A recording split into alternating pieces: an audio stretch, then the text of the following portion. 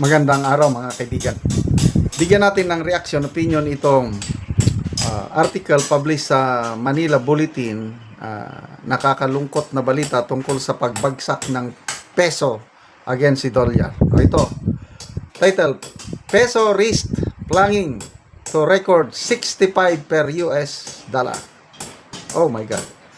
Ngayon nata 61.7 na ngayon.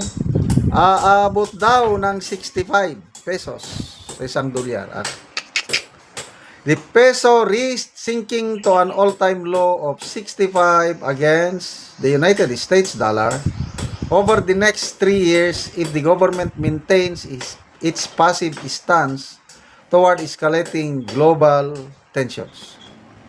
Jonathan Ravelas, Senior Advisor at Reyes Takandong and Company, said during a Pandesal forum on Wednesday that the widening current account deficit and surging energy prices, both driven by geopolitical friction, are poised to exacerbate pressure on local currency. The global peso remains highly vulnerable to global shocks, Ravelas said, noting that without decisive state intervention to mitigate these external spillovers, the currency is likely to sustain deep losses in the near term, having already been battered by historical lows recently. Ravelas' projection indicate that the peso could weaken to between 61 to 65 per dollar.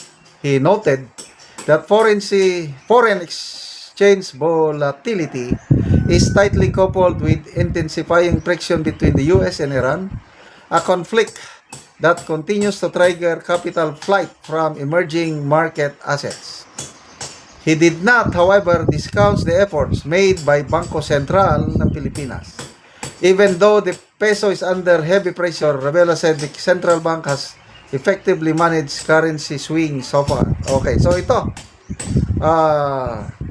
ang ating economic growth for first quarter of 2026 is only 2.8%, at ang sinasabi ng, I think, World Bank,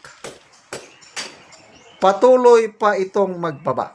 And for 2026, napakasama ang economic forecast para sa ating bansa. It could be the lowest economic growth so far except yung pandemic. Dahil bago mag-pandemic, I think ang pinakamataas na ating economic growth is 7.1% bago nagka-pandemic. Ngayon, wala namang pandemic. Kaya lang, sobra pa sa pandemic yung corruption na nangyari. Kaya ito na, yung pinagmamayabang nila na bagong Pilipinas, bayan babangon muli. Ano pa yung mga pinagmamayabang? Bago ako umalis sa aking termino, sa aking pagkapangulo, ang aking dream, ang aking legacy na gustong iwanan ay wala nang magugutom na Pilipino. Hanggang salita lang. Ang galing talagang magsalita itong Pangulong natin. Pag hindi ka marunong kumilatis sa puso ng nagsasalita, mapapabilib ka at masasabi mo, yes, we have the best president we ever had. Bakit? Ang galing niyang mag-promise, ang galing niyang magsalita. O, ano ngayon?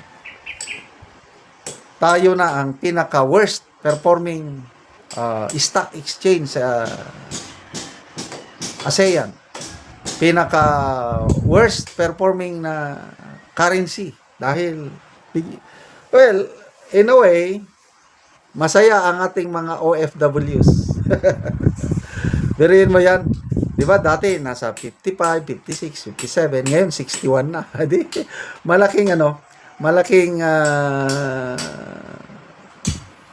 tulong ito sa OFWs, but in the long run, dahil ang taas naman ng bibilhin, ganun pa rin.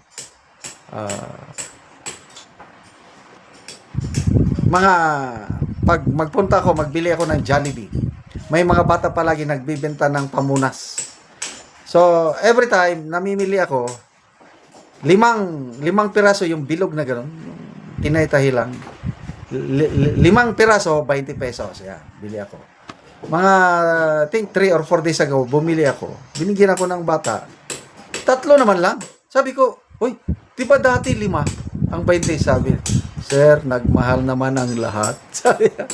Oo nga, sabi ko, oo nga, no? Nagmahal na. Kahit pamunas ng sakyanan, nagmahal na rin. Yan po ang epekto nitong nangyayari na sa atin ngayon na wala nang nag-i-invest sa atin. Eh, sino ba naman ang mag-invest? Kaliwat kanan ng korupsyon, tapos napakagulo pa yung putukan sa Senado, balitado sa buong mundo. Tapos magandang development. At least may nagsampa na ng kaso laban sa Marcos Jr. administration, yung ginawa nilang pagkidnap kay Tatay Digong. Nandun na po sa United Nations Human Rights Council. At ang nagsampa ng kaso, hindi tayo mga Pilipino. International Support Organization na nabantayan nila kung papaano pinersecute ng Administrasyong Marcos si Tatay Digong. Kaya sila ang nagsampa ng reklamo. I hope na magkakaroon ito ng magandang resulta. At ang ating Tatay Digong din, mayroon na siyang kinuhang magaling na abogado, Peter Haynes, na nanalo na siya sa mga kaso sa ICC. Meron siyang track record na maganda, kaya ipagdasal lang po natin ang ating Tatay Digong. There will always be a day of reckoning, sabi niya. Kaya malapit na po yan. 2028, ilang taon na lang.